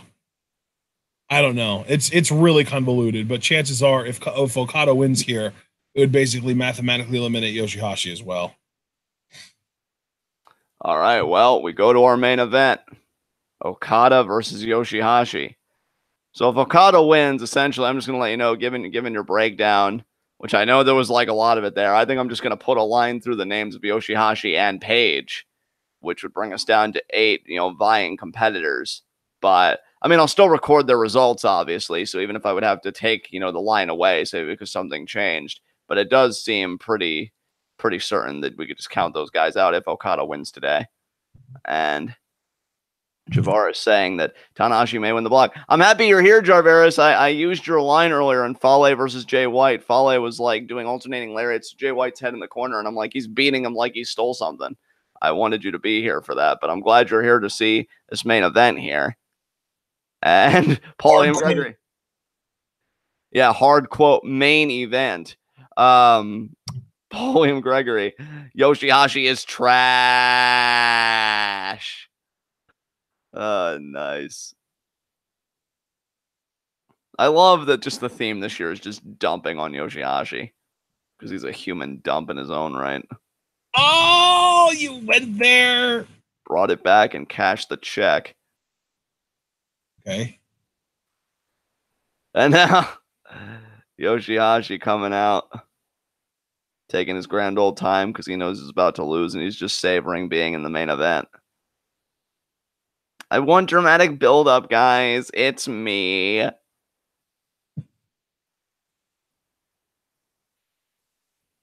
Oh, man, YOSHI-HASHI, you really think? I mean, what's even your strategy against Okada? There's a reason he's the leader of Chaos, and you're just an underling.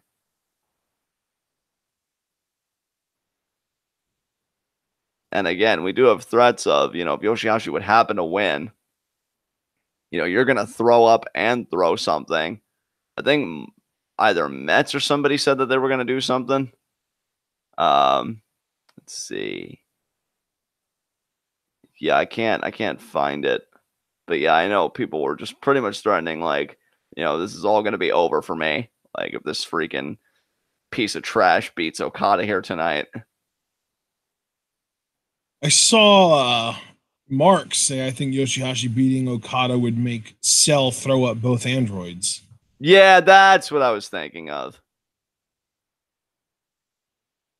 Yeah, that was Mark. YOSHI-HASHI awaiting the arrival of Okada. I love that Paul said that YOSHI-HASHI has and is nothing but a worthless 2. If YOSHI-HASHI wins, I'll sell you my house and my PS4. Well, I mean, I don't have the money to be buying those things. I'm not that rich. Yeah, I'm lower middle class. I'm lower class, so fuck off. Yeah. Shit, I would love to be lower middle class.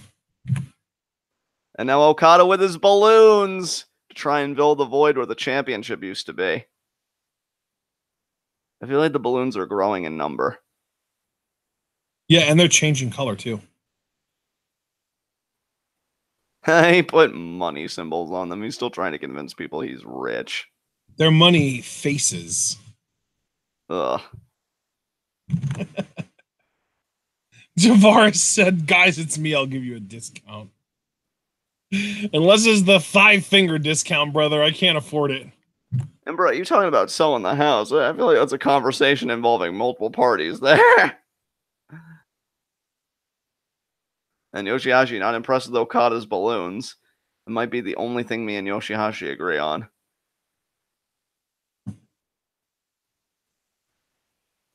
Oh, and Yo's so happy he got a balloon. I love that Okada actually respects Roppongi 3K except for Rocky Romero. Yeah. That might be my favorite trope. I would love to know what the hell his shirt says. It's probably a cry for help. That seems likely, yeah. He's so free now, though. Yeah. Free to fail. Oh. That was mean. You know I love bullying others. That doesn't make it okay, though. Shut your face hole. I will not. YOSHI-HASHI getting pat down here.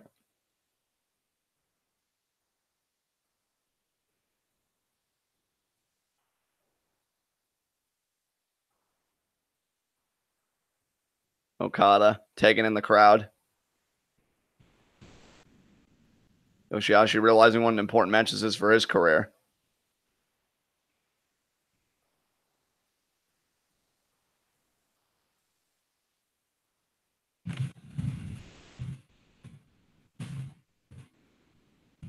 Crowd behind Okada. Because YOSHI-HASHI's worthless. Throws the shirt at YOSHI-HASHI. There's the bell. Oh, Final God. bell call of the day. Of course, YOSHI-HASHI's going to start out all aggressive and fiery and shit as if he's got actually a chance. What is it you always say, John? He thinks he's hot shit, but it turns out he's really just a wet fart. Yep. And now picking up Okada here. I mean, granted, Okada did start the disrespect by throwing the shirt at YOSHI-HASHI, but YOSHI-HASHI now retorting with this misplaced sense of pride.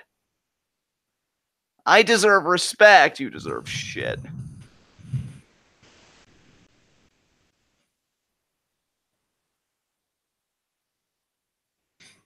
And now, I don't know, let's check in with our resident TwitWow pimp, Jarveris. I mean, let me ask you, Jarveris, do you think Okada's still a Rainmaker, or do you think he's just a broke-ass bitch? As YOSHI-HASHI now trying to get Okada up, but Okada seems to be favoring the neck.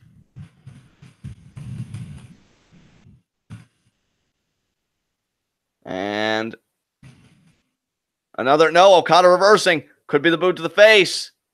There it is. What a boot. Yeah, now we know he's thinking cross body over the guardrail.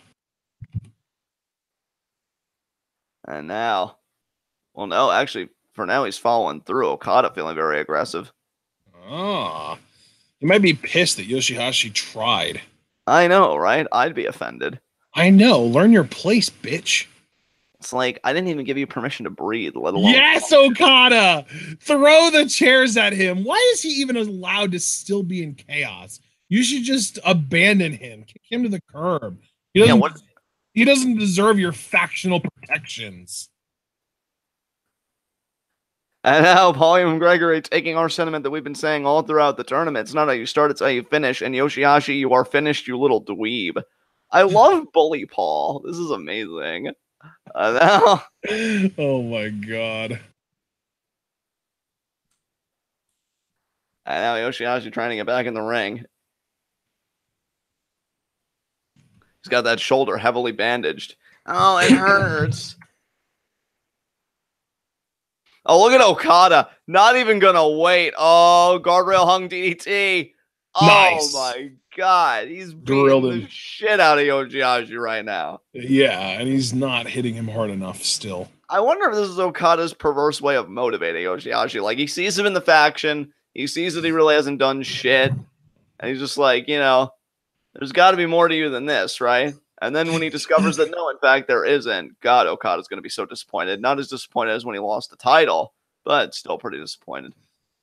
By the way, just an update. You did actually pick Makabe to win that last match, so you're no longer undefeated today. I mean, nothing ever good in my life really lasts, so that's no surprise.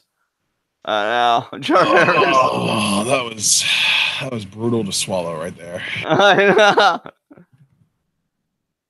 Jarveris, make him himble, even though he means humble. That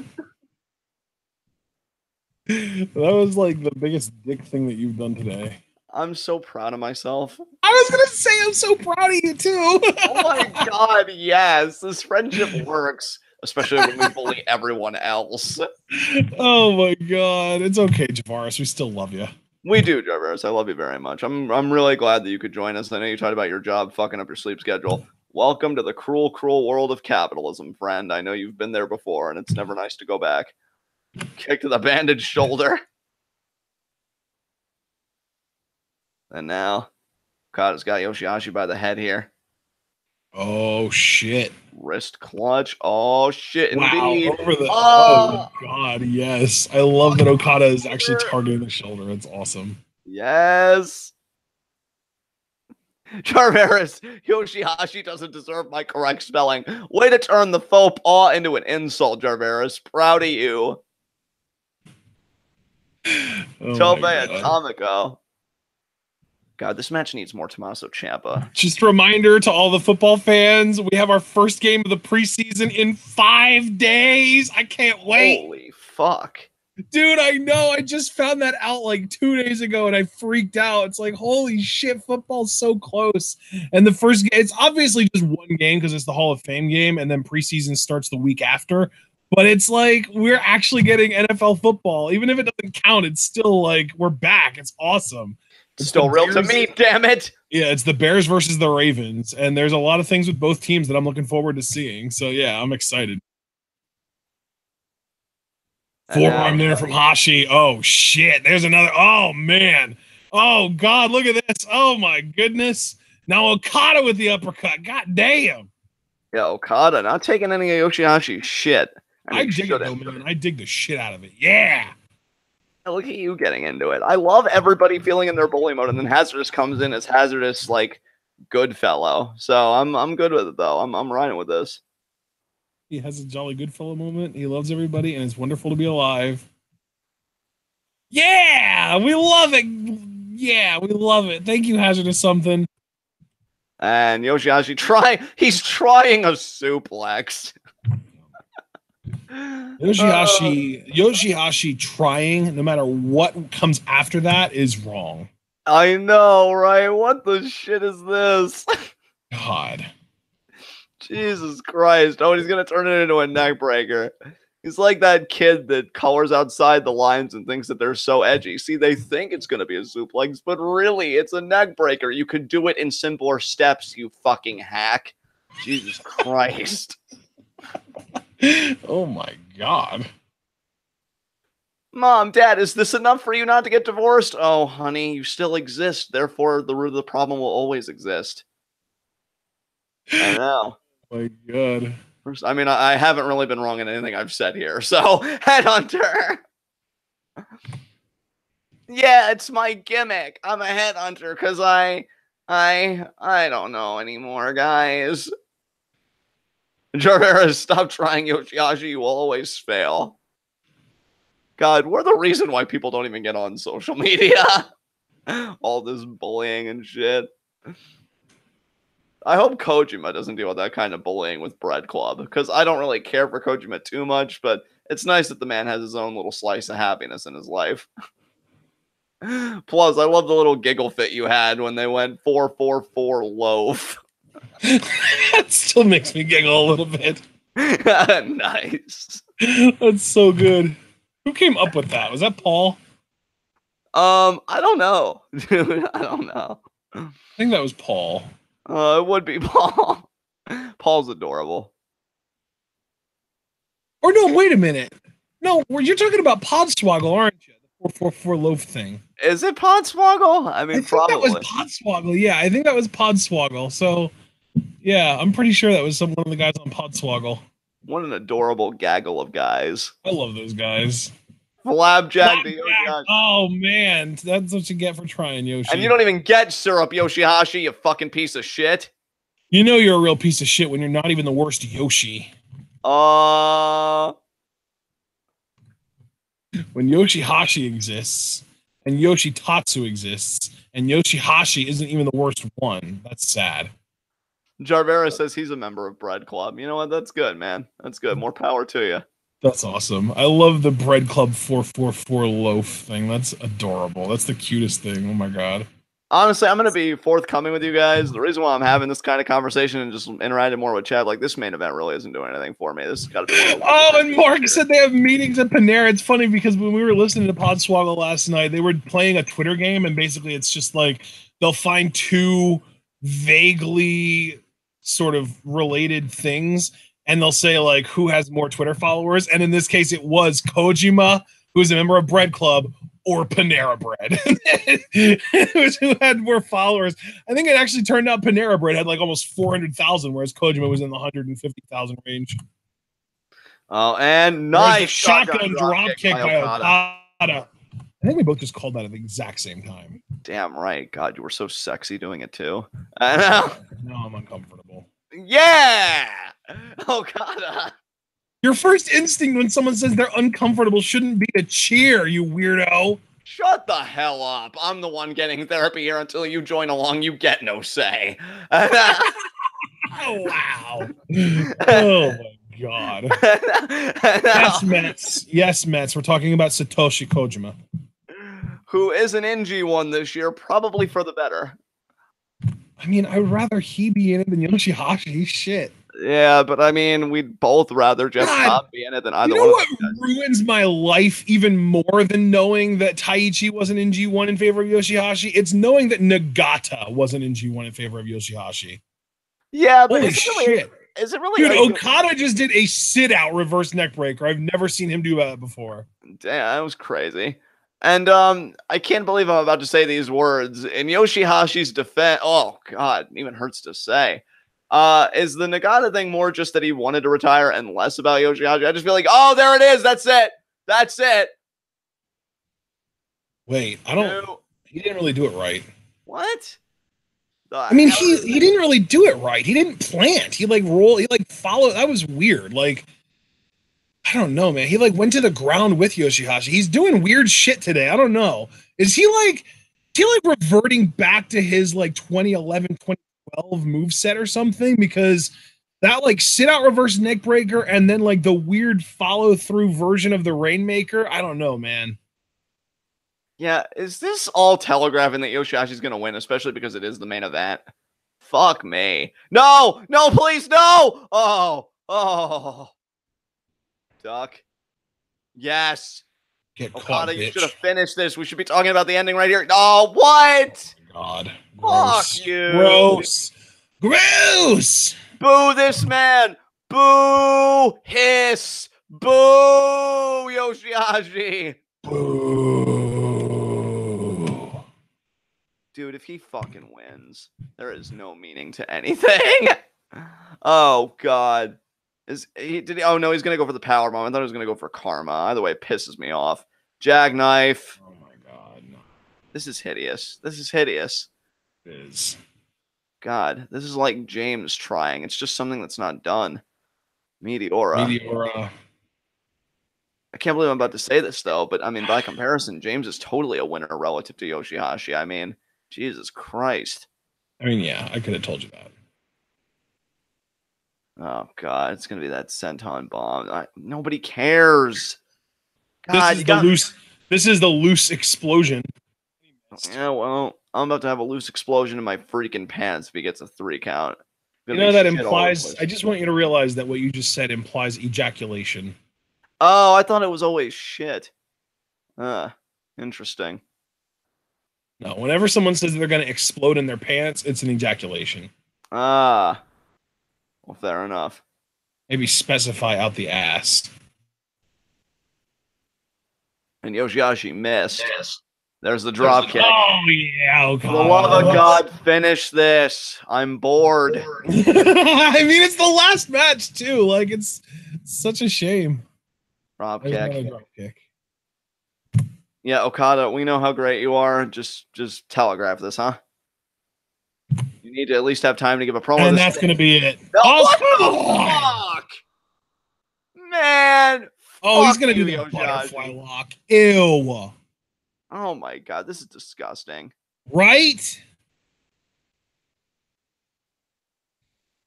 Oh, apparently. You're not going to suffocate Okada with his own clavicle, you dick. Apparently, Jarvis clarifying that the Rainmaker we saw Okada do earlier, where he kind of did a sit-out thing afterwards, he said that was the Rainmaker Okada used in his debut against YOSHI-HASI in Wrestle Kingdom 6, so it's a callback.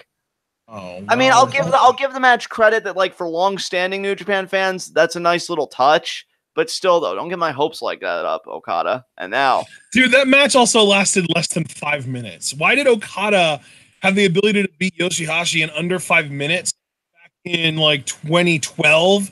But now that he's the longest reigning IWGP champion of all time, it takes him 13. This is disgusting. What the hell? No! Oh my God. Or more. Or, I mean, hell, I shouldn't even discount the idea of YOSHI-HASI winning, considering what the fuck is going on right now. I just want to remind everybody that it does get better after this, because we still have an Okada and Suzuki matchup down the road to look forward to. Well, and it gets better after this, and also in the real time, because we've also got tomorrow, and tomorrow is going to be amazing, because not only do we have, our main event being Kenny Kenny Omega versus Sonata. But we've also got Ibushi Ishii, and that's got rave reviews. Yeah, I can't fucking wait for that match. Okada, what are you doing? Stop fucking around and end this. It's like, I know you're prone right now, but come on, take advantage. Take control. I swear to God, if Okada loses this match, like, all the throwing will happen. No, because like I disagree with certain New Japan booking decisions. Again, my biggest disagreement, I feel like Naito should be IWGP Heavyweight Champion right now. But like, there are clearly guys they build up that beating them is a huge fucking deal. And if you have YOSHI-HASHI beat Okada here, like, it's just gonna, to me, kind of kill the mystique of Okada even more than him like walking out with fucking balloons. So like, do not do this, New Japan. You know what the right thing to do is. Come on, Okada. The idea that Okada even has to get to the ropes and he's not fighting out of this whole period, I find insulting. Like, what the hell are you doing? Oh my God. Paulium Gregory, that butterfly lock is legitimately terrible. I'm not just saying that because YOSHI-HASHI is a piece of walking shit in a skin suit either. It just looks bad. Yeah, it really, I've honestly, Paul, I've been saying that about YOSHI-HASHI's butterfly lock since the day he started using it, which was like 2 years ago. Oh, finally, he relents the hold. Yeah, like, you're not supposed to use your body to hold one of their arms back. You're supposed to underhook both of their arms with your arms. That's a butterfly lock, not that bullshit that YOSHI-HASHI's doing. YOSHI-HASHI's doing a fucking lazy ass, terrible version of a butterfly lock. I feel like I've seen Zack Sabre Jr. do a butterfly lock, and yeah, he needs to fucking school YOSHI-HASHI how to do it properly, because Jesus Christ. Well, I bet Zach probably grapevined it and everything, because there are some really devastating things you can do with a real butterfly lock, but fucking YOSHI-HASHI uses his entire body to make it look worse. Yeah, beat the shit out of him. This is the discipline he fucking needs. Oh my God. Stop trying to come back, Yoshi. Just die. Why are we making this a competitive match? Like, this was a 5-minute squash match 6 years ago. What are you doing?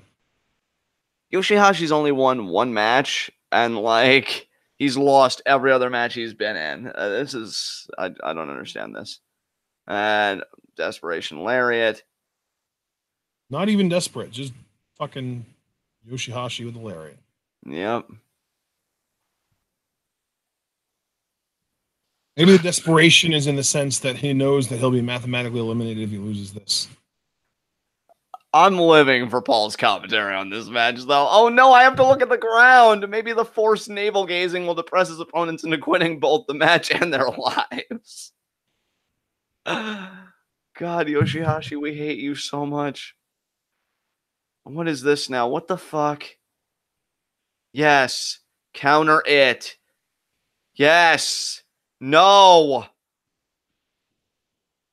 This is, honestly, I don't even care if anybody's going to call me out for hyperbole. I'm just expressing how I feel. This is one of the worst G1 Climax main events I've ever watched, and we've been doing this for a few years.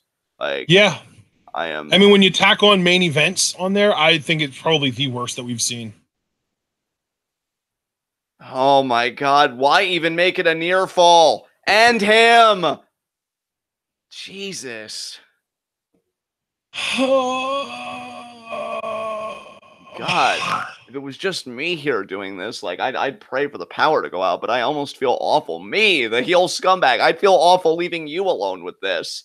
God, no one person should have to endure this. Yeah, I agree, but thank you, I guess. And now he's going for karma. Good Lord. Yeah, I must have some pretty bad fucking karma to be suffering this shit right now. Lung blower. Oh my Why God. is YOSHI-HASHI getting... I mean, the only comfort I take is him getting all the offense. No. Yes. End it. Okay, that's it. That's it. He's going to get the fucking Rainmaker. That's going to do it. Discus Lariat. That's not going to That's not going to win the match right there. Oh my God. It wasn't a proper Rainmaker. I don't know why is Okada dicking around like this? Like, yeah. Know, dude.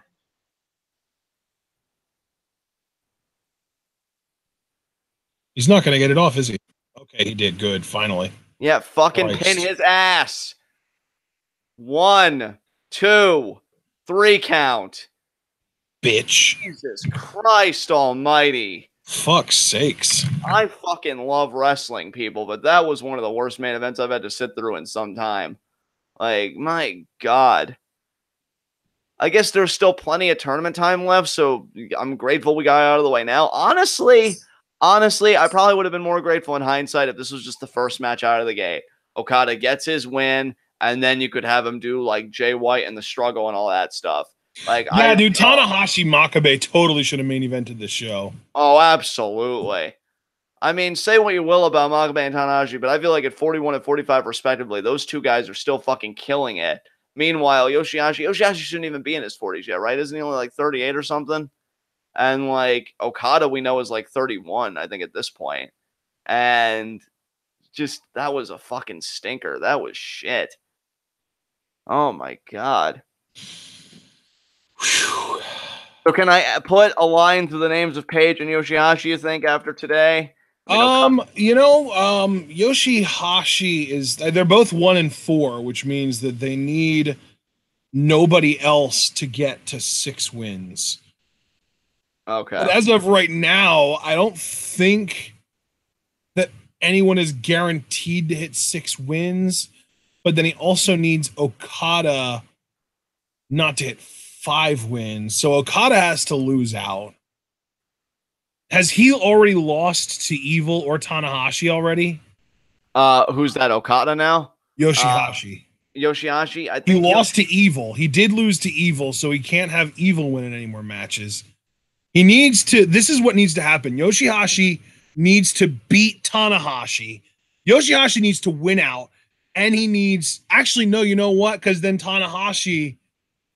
No, yeah, that's it. It's over. YOSHI-HASHI's done because Tanahashi would need to beat both Evil and Okada, and in doing so, he would actually end up with a better record than YOSHI-HASHI can possibly muster. So, yeah, no, it's over for him. Yeah, he's done. But Paige is still in it then.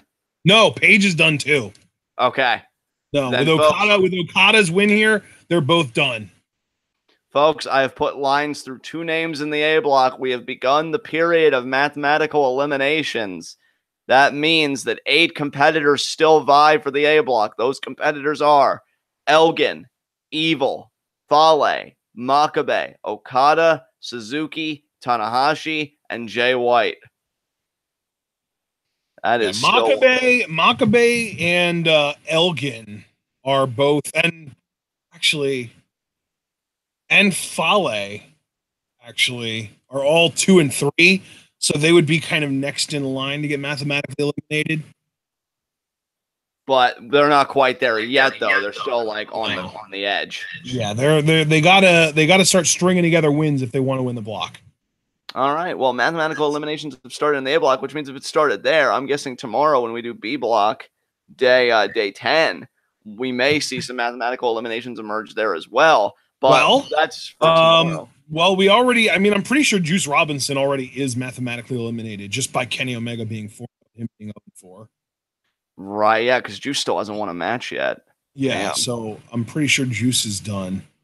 Then I'll put an X through his name then too. Let me just check to make sure. Because obviously then Juice would need to go undefeated for the rest of the tournament, and he would need Kenny to lose all of the rest of his matches, which means that Juice would finish 5-4, Kenny would finish 4-5, but who would Kenny be losing those matches to? He would be losing to Sonata, ZSJ, Ishii, Yano, and Ibushi. And ZSJ, he's fine. I think Sonata is kind of a case where Sonata, if Kenny loses to Sonata, they would both be 4-1. And then he would need both of them to lose all the rest of their matches as well, because if either one of them would get to 5 wins, it would be over for Juice. Yeah, I don't know, man. I don't think Juice is actually technically mathematically eliminated yet. That might be something that happens tomorrow, actually. So right now, let's not cross him off yet. Okay. I am still content, though, crossing off those 2 names from the A block. Paige yeah, those guys are definitely out because They're both in situations where they need Okada not to win more than one more match, and then for Evil and Tanahashi both to lose the rest of their matches, including a draw with each other. But then Evil and Tanahashi both are, they both still have to face Okada. So the fact that those three guys still haven't all faced each other yet means that they're guaranteed a certain number of wins, which would guarantee that they would, at least one of them would have a better record than both Hangman and YOSHI-HASHI, and that would mathematically eliminate those guys. So yeah, we're definitely in a situation where those guys are done for sure. There's 0.00, like there's 0% chance that either one of those guys could possibly win. All right, well, you heard the math here first. We will see you guys tomorrow, same time for day 10, the B block match I'm most looking forward to there, Ishii versus Ibushi. I want to thank everybody who came out. I want to thank everybody who endured that main event with us. And we know the day 10 will be infinitely better than this. So I'm going to hand it over to Ashton to take us home. I also want to throw out there, you guys, that my final record after day 9 is 26-19. John, I won't even say yours because I don't even have time to count it, and I'm sure you'd probably just not be happy with it anyway. So, yep, 26-19 for me. I'm doing pretty well.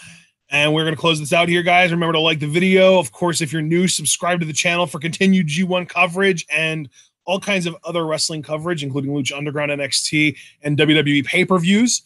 And then follow us on Twitter, like the Facebook, buy our merch on Teespring, donate to the Patreon. And finally, remember to share this channel and this video with all your wrestling fan friends and let them in on the best kept secret in the YouTube wrestling community. Guys, we are the workhorses of the YWC, and we have been proving it day in and day out, and we will continue to do so for the entirety of the summer. We don't really get much of a break until September, and even then, we've got so many requests from Patreon hanging in the line, hanging on, coming down the pipe, that we might not even get a full-blown break in September. It might just be a little bit of kind of letting our foot off the gas pedal a little bit. So we'll be seeing you guys tomorrow for day 10. And of course, you've got to remember to stay tuned.